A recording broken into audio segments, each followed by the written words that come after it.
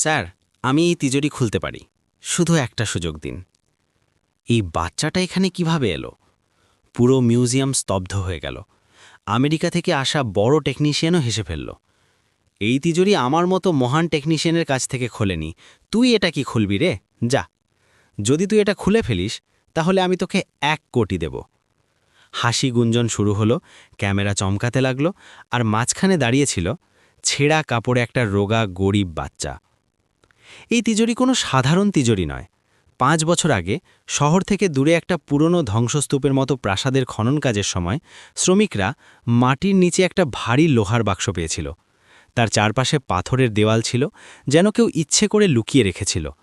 যখন তাকে তুলে বাইরে আনা হলো, তার ওজন দেখে সবাই হতবাক হয়ে গেল।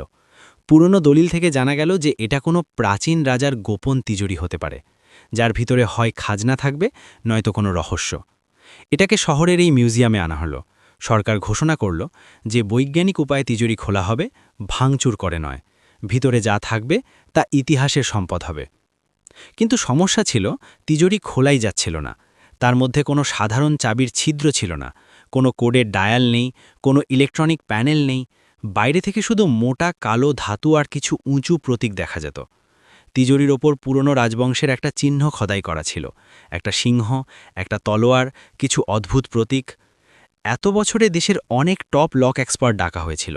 কেউ লেজার দিয়ে স্ক্যান করল, কেউ আল্ট্রাসনিক মেশিন লাগালো, কেউ এক্স-রে দিয়ে ভিতরের ছবি দেখার চেষ্টা করল। ড্রিল মেশিন তার ধাতুতে চালিয়ে গরম হয়ে যেত, কিন্তু ভিতরে পৌঁছাত না। মনে হচ্ছিল যেন তিজোরি বানানোর সময় এটাই ভেবে ডিজাইন করা হয়েছিল যে কোনো আধুনিক উপায়ে এটা ভাঙা যাবে না। শেষমেশ আমেরিকার একটা বড় সিকিউরিটি টেক কোম্পানি থেকে স্পেশাল টেকনিশিয়ান ডাকা হলো।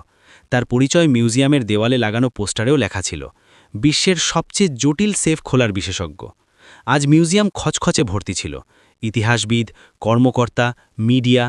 তিনি ফ্লাইটে এসে মিডিয়ার সামনে তিজোরি খোলার চেষ্টা করলেন, মেশিন লাগালেন, সেন্সর লাগালেন, ভাইব্রো অ্যানালিসিস করলেন। কিন্তু ঘণ্টার পর ঘণ্টা পরিশ্রমের পর তিনি হাল ছেড়ে দিয়ে মাইক ধরে বললেন, this safe might never open. হয়তো অরিজিনাল চাবি বা গোপন জ্ঞান ছাড়া এটা খোলা প্রায় অসম্ভব। ঠিক এই মুহূর্তে কোণে দাঁড়ানো একটা ছেলে এগিয়ে এলো। তার নাম আরব। সে মিউজিয়ামের জন্য কাজ করত না, কোনো দর্শকের সঙ্গেও আসেনি। সে তো পরিচ্ছন্নতা কর্মীর ছেলে। তার বাবা মোহন এই মিউজিয়ামের রাতের পরিচ্ছন্নতা করতেন। যখন সবাই চলে যেত, তখন তিনি ঝাড়ু, মপ, ডাস্টবিন নিয়ে প্রতিটি হলে ঘুরতেন।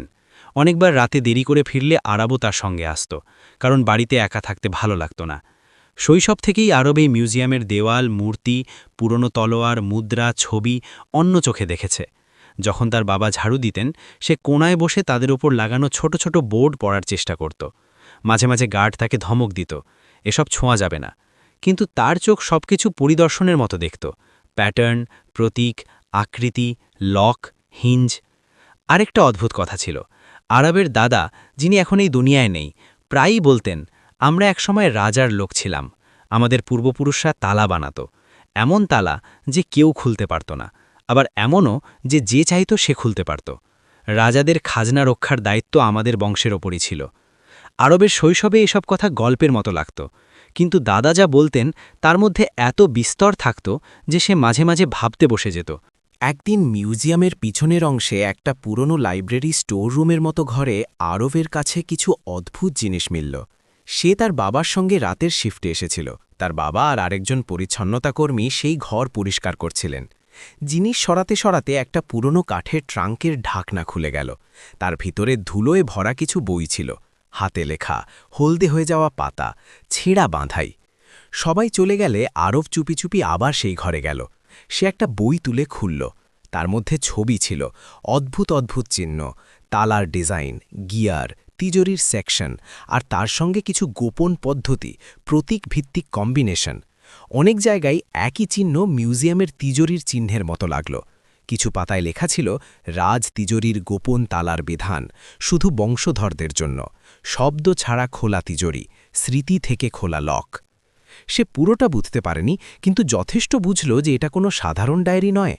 তার মনে পড়ল, দাদা বলতেন, আমাদের কাছে সেই বিদ্যা ছিল যাতে তিজোরি চাবি ছাড়া খুলে যেত আর ভাঙচুর ছাড়াই বন্ধ হয়ে যেত। অনেক রাতে যখন তার বাবা উপরের হলে পরিষ্কার করতেন, আরব নিচের স্টোর রুমে বসে সেই বইগুলা পড়ার চেষ্টা করত। ভাষা পুরনো ছিল, কিন্তু ধীরে ধীরে প্রতীকের ভাষা বুঝতে শুরু করল। প্রতিটি চিহ্নের অর্থ, প্রতিটি আচরের জায়গার যুক্তি। সে খালি বাতাসে হাত দিয়ে প্যাটার্ন বানাতে প্র্যাকটিস করত, যেন অদৃশ্য তালা খুলছে। যখন 5 বছর পুরনো সেই তিজোরির খবর প্রথম মিউজিয়ামে এলো, তার ভিতরে কিছু নড়ে উঠল। যখন সে প্রথমবার তিজোরিটা দেখল, সে থমকে দাঁড়াল। এ তো সেই প্যাটার্নই। তিজোরির কিছু চিহ্ন, কিছু কোণার কাঠ বইয়ের ডিজাইনের সঙ্গে মিলে যাচ্ছে। সেই দিন থেকে তার মাথায় একটা পাগলামির মতো চিন্তা ঘুরতে লাগল। এটা কি সেই রাজ তিজোরি হতে পারে যার কথা দাদা বলতেন? আমাদের পূর্বপুরুষরাই কি এই লক বানিয়েছিলেন? সে বাড়ি এসে নোটবুকে স্কেচ করত, রাতে বই থেকে প্রতীকের তুলনা করত। ধীরে ধীরে তার মাথায় পুরো তালার মানচিত্র তৈরি হয়ে গেল। সে বুঝল এটা কোনো এলোমেলো ধাতুর টুকরো নয়, এটা অভ্যন্তরীণ লকিং প্লেট, স্লাইডিং ওয়েজ আর ওজনভিত্তিক মেকানিজমের জাল, যা নির্দিষ্ট জায়গায় হালকা চাপ দিলে আনলক হয়ে যেতে পারে। কিন্তু এসব ছিল শুধু তত্ত্ব, বাস্তবে করার সুযোগ তার ছিল না। আজ যখন বিদেশি টেকনিশিয়ান হাল ছেড়ে বললেন এই তিজোরি হয়তো কখনো খুলবে না, তখন আরবের ভিতরে কিছু ভেঙে পড়ার মতো হলো। মনে হলো যেন তার পূর্বপুরুষদের বিদ্যাকে কেউ অপমান করল। সেই আবেগে সে চিৎকার করে উঠল, স্যার, আমি খুলতে পারি। সবাই ঘুরে হেসে উঠল। এই বাচ্চা পরিচ্ছন্নতা কর্মীর ছেলে। গার্ড তাকে সরাতে এলো, কিন্তু ছেলের চোখে ভয় ছিল না, শুধু বিশ্বাস। যে হলে কয়েক সেকেন্ড আগেও ক্যামেরার ফ্ল্যাশ চমকাচ্ছিল, লোক হাসছিল, বিদেশি এক্সপার্ট ইংরেজিতে কিছু বোঝাচ্ছিলেন, হঠাৎ সেখানে নিস্তব্ধতা নেমে এলো। সবার চোখ একই দিকে ঘুরে গেল। সেখানে দাঁড়িয়েছিল ছেঁড়া কাপড়ে, চটি ঘষা, রোগা এক গরিব বাচ্চা। বয়স প্রায় 13-14 বছর, মুখ রোদে পোড়া, চুল এলোমেলো, কিন্তু চোখ একদম স্থির। আমেরিকান টেকনিশিয়ান প্রথমে চমকে উঠলেন, তারপর তার মুখে ব্যঙ্গের হাসি এলো। তিনি গলায় ঝোলানো দামি আইডি কার্ড আঙুল দিয়ে ঘুরিয়ে বললেন, এটা আমার মতো মহান টেকনিশিয়ানের কাছ থেকে খোলেনি, তুই এটা কি খুলবি রে? ভিড়ে হালকা হাসি ছড়িয়ে পড়ল। কিছু সাংবাদিক ক্যামেরা তার দিকে ঘুরিয়ে দিল। নতুন তামাশা শুরু হয়ে যাবে ভাব। কিছু কর্মকর্তা বিড়বিড় করে উঠলেন, সিকিউরিটি কোথায়? বাচ্চাকে এখানে কে ঢুকতে দিল? গার্ড তার দিকে এগিয়ে গেল তাকে সরানোর জন্য, কিন্তু বাচ্চা তার জায়গা থেকে নড়ল না। তার কণ্ঠস্বর কাঁপছিল না। সে আবার বলল, স্যার, যদি আপনি আমাকে একটা সুযোগ দেন, আমি এই তালা খুলতে পারি। যদি খুলতে না পারি, তাহলে আপনি আমাকে বাইরে বের করে দিন, কিন্তু একবার চেষ্টা তো করতে দিন। একজন কর্মকর্তা বিরক্ত হয়ে বললেন, এটা কোনো খেলা নয়, এটা জাতীয় ঐতিহ্য। 5 বছর ধরে বিশ্বের এক্সপার্টরা এর ওপর লেগে আছে, এই বাচ্চা কি করবে? আমেরিকান টেকনিশিয়ানের হয়তো পুরো দৃশ্যটা মজার লাগছিল। তিনি হেসে এগিয়ে এলেন, বাচ্চার কাঁধে হালকা চাপড় দিয়ে বললেন, চল ঠিক আছে হিরো, একটা কাজ করি, যদি তুই এটা খুলে দিস তাহলে আমি তোকে 1 কোটি দেব। 1 কোটি ক্যাশ না, চেক, ঠিক আছে? তিনি হেসে পিছনে ফিরে ভিড়ের দিকে তাকালেন, যেন কোনো সার্কাসের অ্যাক্ট শুরু করছেন। হাসি গুঞ্জন উঠল, কিছু মোবাইল ক্যামেরাও উঠে গেল। কেউ ফিসফিস করে বলল, খুললেও পরে বলবে মজা করছিলাম। কেউ বলল, চলো দেখি বাচ্চা কি নাটক করে। হলের মাঝে মোটা লোহার রেলিংয়ের পিছনে সেই বিশাল কালো ধাতুর তিজোরি রাখা ছিল। চারপাশে লাল ভেলভেটের দড়ি, সিকিউরিটি গার্ড, সিসিটিভি ক্যামেরা। আরও ধীরে ধীরে এগিয়ে গেল। তার বাবা ভিড়ের পিছন থেকে দৌড়ে এলেন, আরে বাবা, তুই কি করছিস? এসব বড় লোকের কাজ, নিচে নেমে আয়। কিন্তু এখন আর বাবা ছেলের কথা ছিল না। এটা ছিল তার বিশ্বাস আর পুরো বংশের ওপর লাগানো মিথ্যে গর্বের কথা। সে তিজোরির কাছে গিয়ে হাত দিয়ে তার ঠান্ডা পৃষ্ঠ স্পর্শ করল। ধাতু ঠান্ডা ছিল, কিন্তু তার ভিতরে গরম ঢেউ উঠছিল। সে গভীর নিঃশ্বাস নিল। সে কোনো মেশিন চাইল না, না হাতুড়ি, না কোনো টুল। সবাই ভাবল এখন বাচ্চা কোনো সিনেমার মতো কিছু করবে, দুহাত ছড়িয়ে চোখ বন্ধ করে মন্ত্র পড়বে। কিন্তু সে কিছুই তেমন করল না। সে শুধু তার আঙুলগুলো তিজুরির পৃষ্ঠে রাখল, ওপরের প্রতীকগুলো হালকা স্পর্শ করল, যেন চিনতে পারছে। সে তিজুরির একপাশে কিনারার কাছে সেই জায়গায় হাত রাখল যেখানে হালকা উঁচু অংশ ছিল, যা সাধারণ মানুষের চোখ এড়িয়ে যেতে পারত। কিন্তু প্রশিক্ষিত চোখে দেখলে তা অযথা লাগত না। সে প্রথমে আঙুল দিয়ে নির্দিষ্ট জায়গায় হালকা টোকা দিল, ঠক ঠক, যেন কোনো অদৃশ্য প্যাটার্ন অনুযায়ী। ধাতুর ভিতর থেকে হালকা হালকা গুঞ্জন এলো। তারপর 2 হাত দিয়ে 2 জায়গায় একসঙ্গে চাপ দিল, তারপর ছেড়ে দিল। তারপর তৃতীয় জায়গায় হাত রাখল। তার পুরো মনোযোগ ছিল সেই বইয়ের স্মৃতিতে।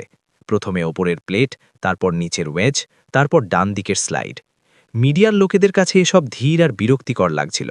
কেউ কেউ ক্যামেরা নামিয়ে নিল, কিছু হবে না, শুধু সময় নষ্ট। কেউ ফিসফিস করছিল, দেখো একটু পরে গার্ড তাকে সরিয়ে দেবে। হলে শুধু কয়েকজনের নিঃশ্বাস সত্যি আটকে ছিল। তার বাবা, কিছু পুরনো কর্মচারী যারা তাকে রাতে লাইব্রেরিতে বসে থাকতে দেখেছে, আর হয়তো সেই ইঞ্জিনিয়ার যিনি অবাক হয়ে দেখছিলেন যে এই ছেলে এলোমেলোভাবে নয়, খুব নির্দিষ্ট প্যাটার্নে স্পর্শ করছে। আরব শেষবার তিজোরির এক কিনারায় হাতের তালু রেখে খুব হালকা কিন্তু স্থির চাপে কয়েক সেন্টিমিটার স্লাইডের মতো গতি করল, যেন অদৃশ্য লককে তার জায়গা থেকে সরিয়ে দিচ্ছে। ক্লিক! একটা একদম হালকা শব্দ হলো, এত হালকা যে কারো কানেই ধরা পড়ল না, কিন্তু যারা তিজোরির কাছে দাঁড়িয়েছিল তাদের কানে সেই শব্দ ধরা পড়ল। তারপর ভিতর থেকে কোনো ভারী জিনিসের সরে যাওয়ার শব্দ হলো, গড় গড় গড়, যেন কোনো ধাতুর প্লেট নিচের থেকে পড়ছে। পরক্ষণেই তিজোরির ভারী দরজা নিজে থেকে একটু সামনের দিকে ঝুঁকে পড়ল। কেউ হালকা ধাক্কা দিল আর তিজোরির দরজা খুলে গেল। পুরো মিউজিয়াম স্তব্ধ হয়ে গেল। কয়েক সেকেন্ড কারো কিছু বোঝা হলো না যে কি হলো। তারপর হঠাৎ ক্যামেরার ফ্ল্যাশ একদম তীব্র হয়ে উঠল। ভিড়ে একটা ঢেউয়ের মতো শোরগোল উঠল, খুলে গেছে, তিজোরি খুলে গেছে। কেউ চিৎকার করে বলল, ইম্পসিবল। কেউ অবিশ্বাসে মাথায় হাত দিল। আমেরিকান টেকনিশিয়ানের মুখের রং উড়ে গেছে। তিনি তিজোরির কাছে দৌড়ে এলেন, দরজার জোর, হিঞ্জ, লক মেকানিজম দেখতে লাগলেন, ভিতরে উঁকি দিলেন, তারপর বাইরে তাকালেন, তারপর ছেলের দিকে। ভিতরে সোনা ছিল না, কোনো ঝকঝকে হিরে, সোনার মুদ্রার স্তূপ, কোনো গয়না, কিছুই না। ভিতরে ছিল চামড়ার পুরনো থলি, তামার সিলিন্ডার, রোল করা পার্চমেন্ট, সিল দেওয়া দলিল, রাজবংশের মোহর, কিছু দুর্লভ মুদ্রা আর কিছু ধাতুর প্লেট যার ওপর লিপি খোদাই করা ছিল। ইতিহাসবিদদের কাছে এটা সোনার চেয়েও দামি ছিল। একজন সিনিয়র ইতিহাসবিদ কাঁপা হাতে একটা দলিল তুললেন, লেখা দেখলেন, সিল দেখলেন আর আবেগপ্রবণ হয়ে বসে পড়লেন। এ তো সেই রাজবংশের আসল জমির চুক্তিপত্র, এ তো সেই সময়ের আসল মোহর যার শুধু কিংবদন্তি বেঁচে ছিল। এ তো পুরো ইতিহাসের বই বদলে দিতে পারে। কেউ বলল, আমরা সোনা খুঁজছিলাম, আমাদের ইতিহাস মিলল। আমেরিকান টেকনিশিয়ান ধীরে বললেন, এটা অসম্ভব। There was no visible keyhole, no code, no combination input. How did you? Arab শুধু বলল, স্যার, এই তালা মেশিনে নয়, স্মৃতিতে খোলে। যখন এটা বানানো হয়েছিল তখন তার পদ্ধতি একটা বিশেষ বইয়ে লেখা ছিল। আমার দাদা বলতেন, আমাদের পূর্বপুরুষরা তালা বানাতেন। আমার মনে হলো হয়তো তারাই এটা বানিয়েছিলেন। আমি শুধু সেই পুরনো বইয়ের প্যাটার্ন প্রয়োগ করলাম। তার কথা সরল ছিল, কিন্তু তার পিছনে দাঁড়িয়েছিল প্রজন্মের জ্ঞান। সে শুধু নিজের নয়, তার দাদা, প্রপতিমাহ আর তাদের দুনিয়ার কথা বলছিল, যাকে রাজার লোক বলে ভুলে যাওয়া হয়েছিল। সরকার ঝড়ের গতিতে প্রেস কনফারেন্স ডাকল। বাচ্চাকে মঞ্চে ডাকা হলো। তার ছেঁড়া কাপড় দেখে কেউ কেউ বলল, প্রথমে ওকে ভালো কাপড় দাও। কিন্তু আরব সেই কাপড়েই হালকা ভয় আর গর্ব একসঙ্গে মঞ্চে দাঁড়িয়েছিল। একজন কর্মকর্তা ঘোষণা করলেন, আজ এই বাচ্চা শুধু একটা তিজোরি খোলেনি, সে আমাদের ইতিহাসের একটা বন্ধ ঘর খুলে দিয়েছে। সরকার তার পড়াশুনোর পুরো দায়িত্ব নেবে, তাকে স্কলারশিপ দেওয়া হবে। সে ইঞ্জিনিয়ারিং পড়তে চাক বা ইতিহাস বা বিজ্ঞান, যা খুশি। আর সেই 1 কোটি হলের কোণে দাঁড়ানো আমেরিকান টেকনিশিয়ান, যিনি তখনও একটু শকে ছিলেন, ধীরে এগিয়ে এলেন। তার হাতে একটা চেক বই ছিল। তিনি মাইকের দরকার বোধ করলেন না। সবার সামনে চেকে পরিমাণ লিখলেন আর একটা শব্দ না বলে সেই চেক আরবের দিকে বাড়িয়ে দিলেন। আমি চ্যালেঞ্জ দিয়েছিলাম, তিনি ধীর কণ্ঠে বললেন, আমাকে আমার কথা রাখতে হবে। মাঝে মাঝে কোনো সংস্কৃতির জ্ঞান যে কোনো আধুনিক প্রযুক্তির চেয়ে বড় হয়। আরবের বাবার হাত কাঁপছিল। তিনি বুঝতে পারছিলেন না কোনটার ওজন বেশি, সেই চেকের, সেই মুহূর্তের, নাকি তার ছেলের কাঁধে হঠাৎ নেমে আসা প্রত্যাশার। কিন্তু আসল কথা টাকার ছিল না। আসল কথা এই যে ছেলেকে কাল পর্যন্ত পরিচ্ছন্নতা কর্মীর ছেলে বলে উপেক্ষা করা হতো, আজ সেই জাতীয় মঞ্চে দাঁড়িয়ে আর বিশ্বের সব ক্যামেরা তার মুখ বন্দি করছে। প্রতিটি তালা জোরে খোলে না, কিছু তালা ইতিহাসে খোলে, কিছু তালা মেশিন নয়, স্মৃতি খোলে, কিছু তালা চাবি নয়, সঠিক গল্প চায়।